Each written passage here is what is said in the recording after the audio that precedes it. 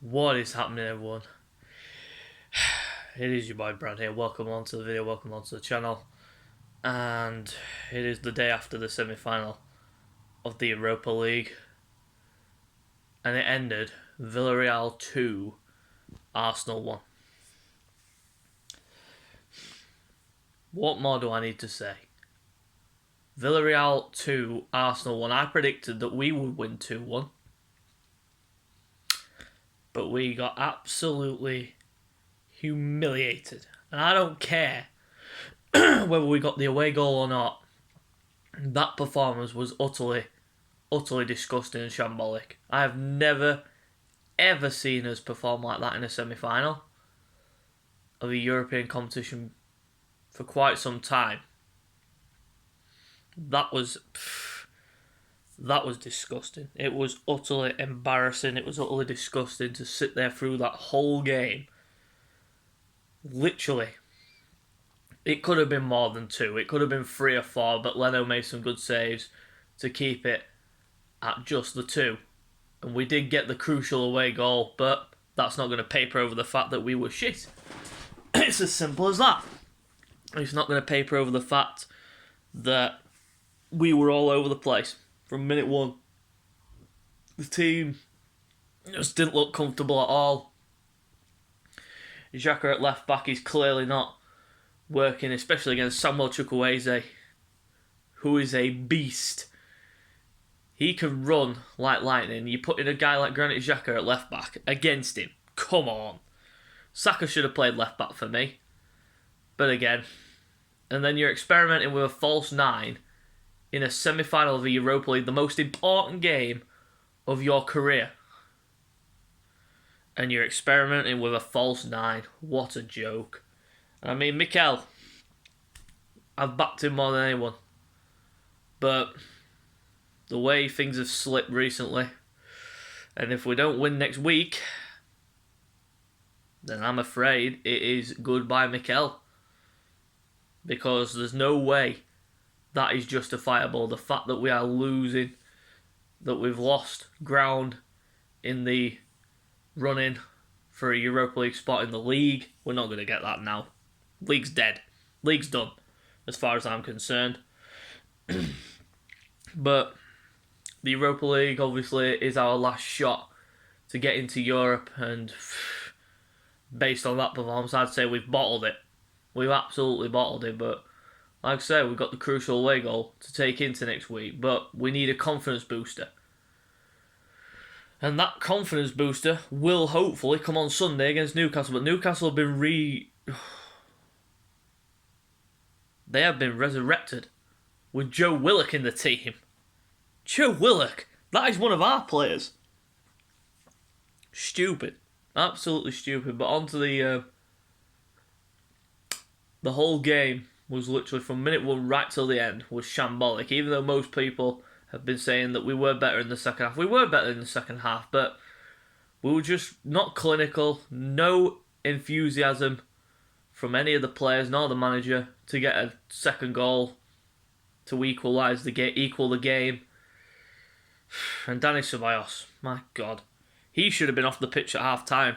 He was getting absolutely overrun in the midfield. He was all over the place. And you've got to blame Mikel for that, because obviously he didn't bring him off and he gets sent off. It's a double whammy. Ceballos does something stupid, gets sent off, and then you blame Mikel Arteta because he didn't take him off at half time, which he should have done. And like I said, I'd have put Saka at left back against Chukwueze. It was stupid to go with Xhaka at left back. But hopefully, just hopefully, Kieran Tierney will be fit enough for next week. I'm just hoping and praying that he is, because I do not want to see Granit Xhaka at left back anymore. We've experimented with it. It works against weakened sides. But against the strong, nah. You cannot put a centre midfielder against a winger who is going to absolutely outdo him. And I mean, we got schooled. We got schooled by Unai Emery, our former manager. Mr. Good Ebening definitely did have a good evening, for sure. But it is what it is, and we move on Sunday, which is dead. I don't care about Sunday. I care more about next week, because if we lose that next week, like I said, Mikel Arteta, he should walk at the end of the season because that is unacceptable. The position we're in is unacceptable. It's a joke. Right, let's get into the player range. Starting in goal, Bernd Leno. I'll give Leno a 6 for his performance. Actually, no, I'll up that. I'll give him a 7 because he made some really crucial saves to keep it down at 2-0. Couldn't do anything about the goals. So yeah, Leno gets a 7. Callum Chambers at right back offered nothing down the right side. Crossing into the box when we've got no threat in the air. What is the point in whipping it into the box when we've got no threat in the air? I just don't understand why he's doing it. So Chambers, I'm going to give a 3 for his performance. It was just not good enough. Centre-back starting off with Rob Holding. He was all over the place. No leadership at all. He should not be the captain. He shouldn't have been the captain at all. No leadership at all. Looked absolutely all over the place and got spun like a top and all that carry on. And yeah, Rob Holding gets a 3. Going to the other centre-back, Pablo Mari. Better than Holding, but again, getting caught out too much. Just that bit better than Holding, so I'll give him a 4. Granit Xhaka at left-back. I'll give a 4. Few good moments down the left side, but got to give the point off because of what he did for the goal. Backing off. Doing the Rob Holding, the dance. Stupid. Absolutely stupid. But I want to see Xhaka now in the midfield next week in the second leg. Going into the centre midfield, starting off with Thomas Partey. Another abysmal performance by Thomas Partey. I mean, he's come into English football. He's been riddled with injuries. He's had bad performance after bad performance after bad performance. He's not really stamped his authority in the midfield like he did with Atletico. And that is because most people will probably say, oh, you're just covering him up and saying that, oh, it's Thomas Partey, he'll come good next season. Yes, we will see the best. Hopefully we will see the best Thomas Partey next season. But this season, he's coming into a new league, a much more intense league, and he needs to settle in. That's it. He needs to settle in.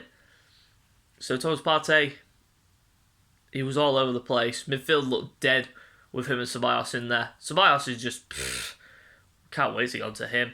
But passing was all over the place. Thomas Partey's played the good ball for Aubameyang for the little turn and shot that he had at the end, which he slipped and saved by the goalkeeper. But other than that, didn't really offer much. But give him a 3 for his performance. Not the best. Going to the other fucking centre midfielder, Dani Ceballos gets a 0. You're on a yellow card. Stay on your feet. But he stamped on his leg. And it was obvious the referee was going to send him off. So Dani Ceballos 0. I don't want to see him back in an Arsenal shirt next season. No, thank you. Going to the 3 just behind the false 9, starting off with Bukayo Saka. Tried his hardest. He did try, but nothing coming for him. No end product. And when he was looking to drive, he couldn't drive past the wing back or the left back for Villarreal. So he had to cut back inside a couple of times. So I give Saka a 5 for his performance. Going to the centre attacking midfielder, Martin Odegaard. Again, quiet game by his standards. But he tried, but just didn't come off for him, so I give him a 5. Going to the winger, Nicola Pepe. The balls he had to take that penalty. The pressure that must have been on his shoulders was unbelievable. It was off the chart. My heart was literally in my throat at that point for Nicola Pepe. I had my arms in my head. I couldn't watch. And when you hear the net ripple, great finish. And he was probably the man of the match. So he gets a 7 for his performance. And he got the crucial away goal, which is really important taking into next week. Going into the false 9, it was supposed to be Pepe, but they reverted Emile Smith-Rowe.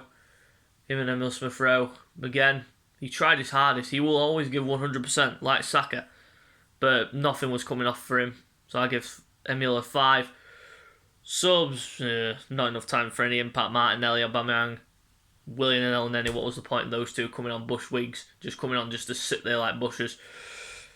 So they all get standard 5s. Mikel Arteta, I'll give him a 2. Shocking decision to play with the false 9.